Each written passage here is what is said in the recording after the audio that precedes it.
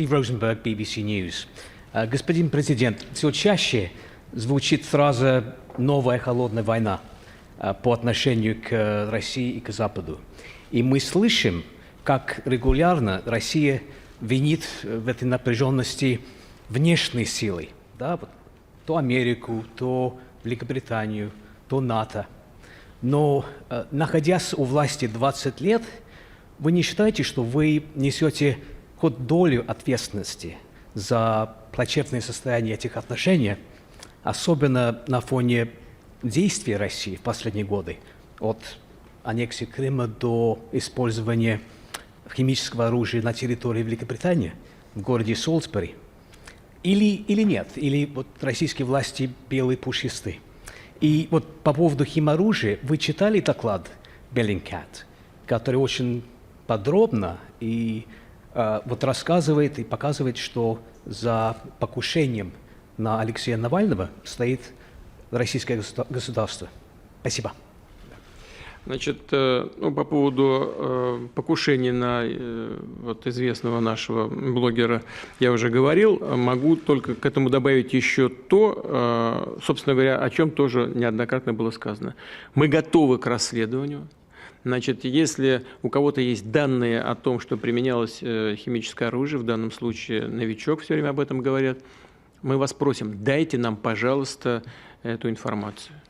Мы предложили, чтобы наши специалисты выехали на место и в Германию, и в Швецию, и во Францию, и вместе с коллегами на месте разбирались с этой проблемой. Или мы вас просим приехать к нам, привезти биологический материал и хотя бы дать нам официальное заключение. Стивен, вы можете мне объяснить, почему нам до сих пор, несмотря на многократные запросы Генеральной прокуратуры Российской Федерации, до сих пор даже официального заключения не дают? Власти Германии передали весь материал в Организацию по запрещению химического оружия. Они тоже нам ничего не дают, ссылаясь на то, что Германия запретила им давать какую-то информацию. А Германия говорит, возьмите всю информацию там. Вы можете это объяснить, Стивен, нет? Почему нам официального заключения не дают хотя бы о применении этого новичка? Вы меня спрашиваете? Я вас спрашиваю.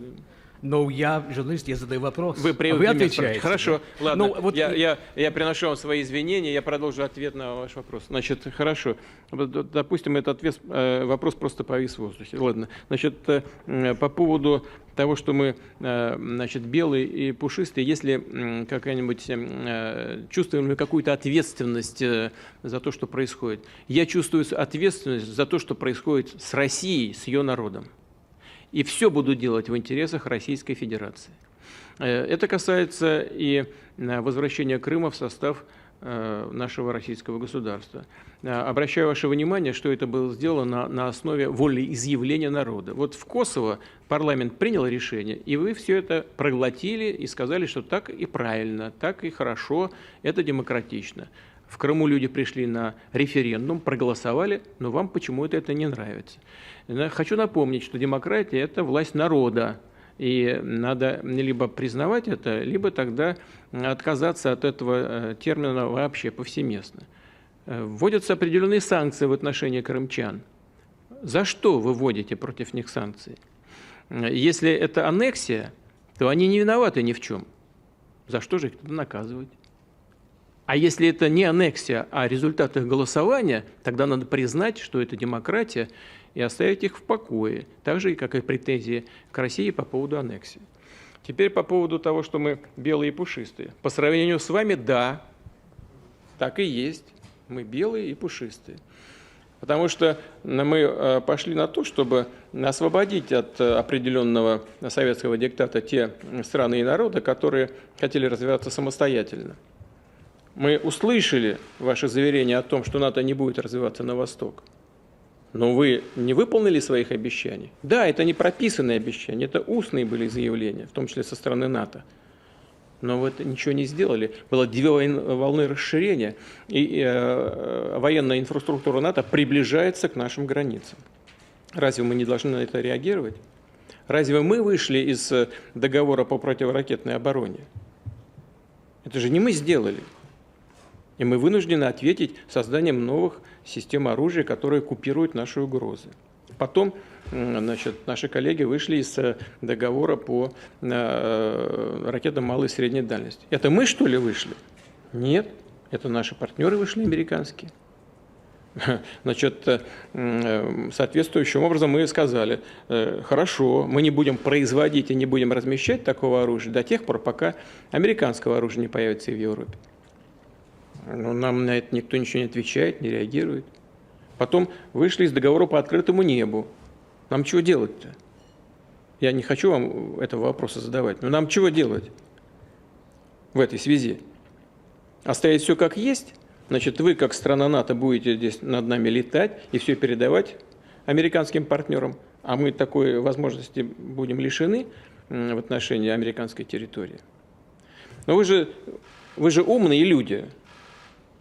Почему вы считаете, что мы придурки? Почему вы считаете, что мы не можем таких элементарных вещей анализировать и смотреть на них? Значит, да, есть и другие некоторые вопросы, которые вызывают нашу озабоченность. Мы на них, на эти вопросы вынуждены реагировать. Но при всем при этом, вот сейчас есть угроза еще и прекращения договора СНВ. Тогда вообще не останется никаких ограничений, связанных с гонкой вооружений. Вообще ничего не останется. А мы изначально призывали и призываем наших партнеров к тому, чтобы хотя бы на год продлить этот договор и в течение года вести субстантивные, как говорят дипломаты, переговоры по тому, что делать и как жить дальше.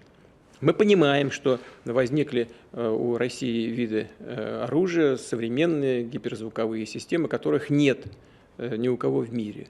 Мы отдаем себе в этом отчет, и мы же не против того, чтобы учитывать это обстоятельство. Но с нами до сих пор никто вообще на этот счет никак не разговаривает. Подобные системы разрабатываются, кстати, в европейских странах, в Великобритании, в тех же Соединенных Штатах. Но пока нет, да, мы понимаем это. Но мы же открыты для переговоров.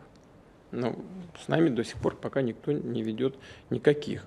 Вот и ответьте себе на вопрос, кто белый пушистый, а кто такой вот колючий и агрессивный. Значит, у нас 2-3 базы базирования, причем на террористически опасных направлениях. Там в Кыргызстане, в Таджикистане, вот, в Сирии, у другой страны, я имею в виду Соединенные Штаты. По всему миру огромная сеть. У нас знаете, сколько военный бюджет?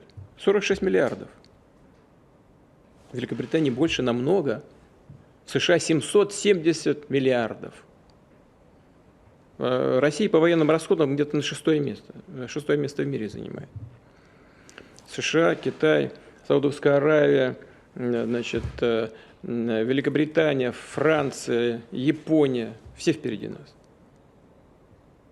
Так кто белые пушистые, а кто агрессивные? Ну уж только не мы агрессивные. Если уж не пушистые, но, во всяком случае, такие